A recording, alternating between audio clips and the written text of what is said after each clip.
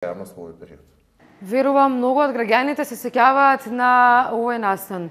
Тогашниот вице-премиер за финансии, заедно со градоначалникот на град Скопје, градоначалникот на Кисела вода, директори на уште неколку институции, пуштаа во употреба канта за ѓубре во дворот на еден човек во Кисела вода. Ова случка остана во сеќавањето како символ на политичката површност и глупост. Денеска гледаме градоначалници кои редовно сакаат да се фотографираат и сликаат и да се фалат со тоа дека го исчистиле сметот или поставиле нова канта за ѓубре. Ние сметаме дека тоа е нивна работа и нема потреба од фалби, има потреба од капитални инфраструктурни проекти кои суштински ќе го променат квалитетот на животот на граѓаните. Единствениот градоначалник од новата администрација кој го прифати предизвикот да разговара за овие проблеми е Стефан Богоев, градоначалникот на општина Карпош, а со него разговараше Билјана Секуловска. Тоа е замислата на ова интервју, да одговорите во што го пресликувате Јакимовски, во што се огледува вашиот популизам.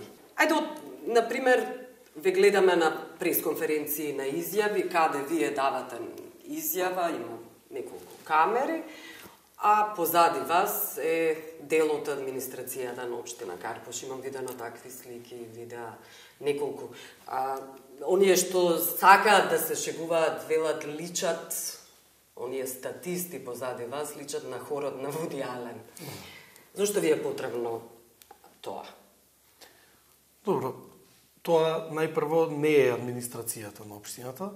Тоа се најчесто дел од советниците во Советот на општина Карпош и тоа е претежно кога сме некаде на терен заедно и кога дали отвораме, дали нешто вршиме некој увид на нешто што го донело Советот како одлука, го реализирам јас како градоначалник заедно со општинската администрација и чисто така символиката, бидејќи одлуката ја донеле тие кои што нели ме контролираат мене како градоначалник, тоа име по закон улогата, и јас кој што ја спроведувам одлуката. Но тие молчат, а вие говорите и знаете како се сеќавате и вие го критикувавте Груевски кога имаше зад себе еден куп министри како статисти.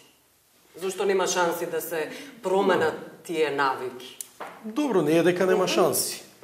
Тоа и не се случува секогаш. Некогаш сум и јас сам. Да. Некогаш е приликата таква, ако се сеќавате добро и за бомбите така беше, да кажам, но символиката беше друга за бомбите, а сега веќе имате власт. Но добро.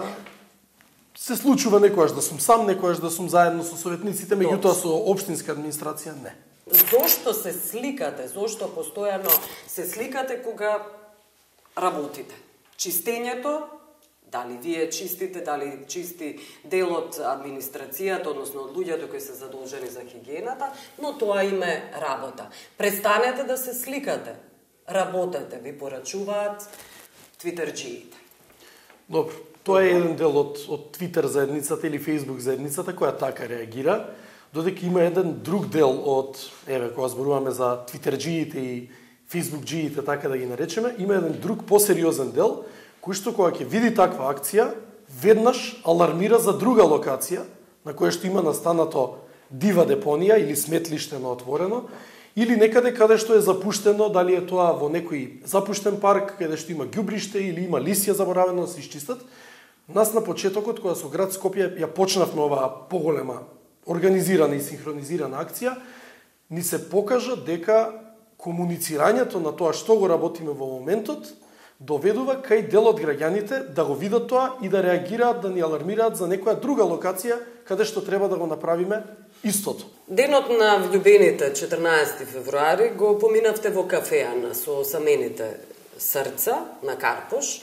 Гледав едно интервју, велите не знам колку ќе чини ова, иако велите дека има одреден буџет за приеми, за коктели, зашто не знаевте колку ќе чини? Тој буџет, ставката во буџет е 60.000 денари, таму беа потрошени помалку од 50.000 денари, имаше околу 60 луѓе кои што присуствуваа и тоа се луѓето кои што ги имаме во евиденција овде во секторот за социјални работи. Тоа се луѓе кои што се 90% од нив се социјални случаи, кои што живеат при тоа сами. Символиката беше Символиката, чисто знаете, на тој ден да не се осетат заборавени и осамени. Знаете како Тоа е? била пракса Да. некоја и верувам и вие тоа можеби и ќе го прашате, верувам и Да. критиката кај дел од јавноста која што постоеше дека тој Јакимовски оправил Да. и претходно и слично, Да. меѓутоа јас тоа и во кампањата. Тоа не е ли пракса на популизам? Тоа и во кампањата го зборував, тоа го кажувам и сега, некои работи за кои што јас и тимот нов во општината сметаме дека можеби во некој сегмент се добри, не гледам причина зашто би прекинале. Сега ова не е ни не знам како Личи да на кажам. популизам, прво. Второ, не е ли време за штедење? Тие Апсолутно пари, е може би време на за луѓето кои се социјални случаи, може би во друг сегмент повеќе и би им притребале. Не сте Ние имаме и програма ги за социјални искалкулирале. случаи, а апсолутно е време за штедење.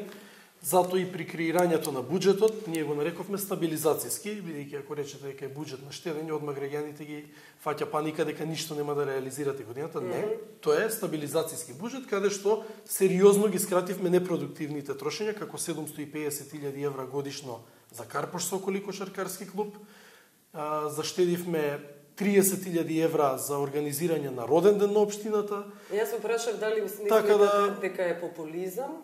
Па И дека не би е рекол време дека на е штедење. популизам, тоа беше, како да кажам, една така, пријатна дружба, кратка, не беше ништо ексклузивно, не беше ништо помпезно, кој знае колку најавувано.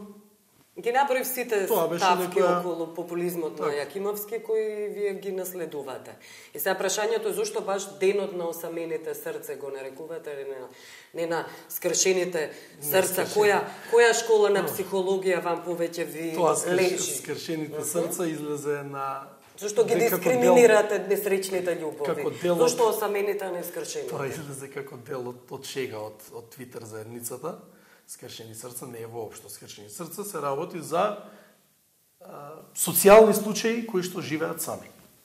Тоа е најпрецизната дефиниција. Социјални случаи, загрозени случаи. И таткото на кои што- Карпош кои што решил живеат- да ги дружи. Така, еден ден, еден час, да не видат сами, да видат дека некој се грижи за нив. Знаете како, вие сте сепак функционери, што значи тоа да не бидат сами, да бидат со функционерите? Не, да видат дека некој имаат позади нив и дека тој некој и таа некоја администрација, меѓу другото, Мисли на се осамените грижи и срца. за нив. Се грижи за нив, особено затоа што се социјални случаи, пред се. Социјалните и случаи второ, затоа бараат што се- нешто друго. затоа што има и други, апсолутно. Мислам, ова е еден сегмент. Апсолутно ние имаме и програма за помош еднократна на социјалните случаи, има и комисија Добро. која е составена овде, која одлучува на кого ќе помогне, така да. Благодарам за интервју. Тоа е се транспарентно. Благодарам и на вас.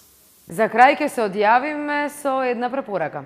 Им препорачуваме на граѓаните, а најмногу на политичарите да го погледнат новиот филм за британскиот премиер Винстон Черчил "Најмрачниот час".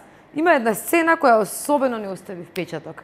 Имено, пред Черчил да биде именуван за премиер на Велика Британија, еден од неговите соработници му вели: "Посакувам вашето владење да дојдеше во некои подобри времиња."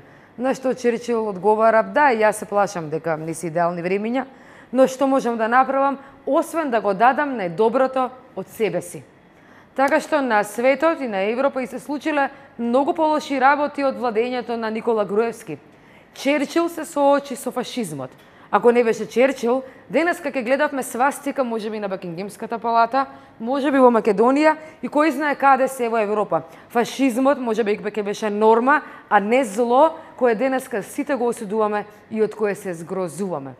Она што проверено сака да го порача е дека да го дадеме сите најдоброто од себе и да продолжиме понатаму.